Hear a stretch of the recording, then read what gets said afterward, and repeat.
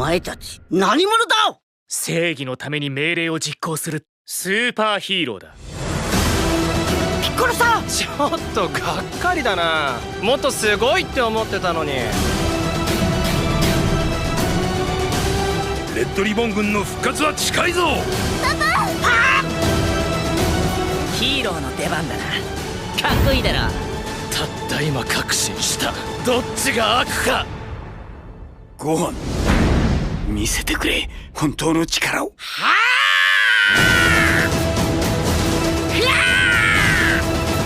前たちをぶっ倒す。しまった。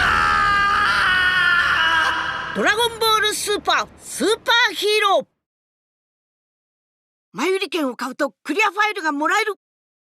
入場者プレゼントもらえるぞ。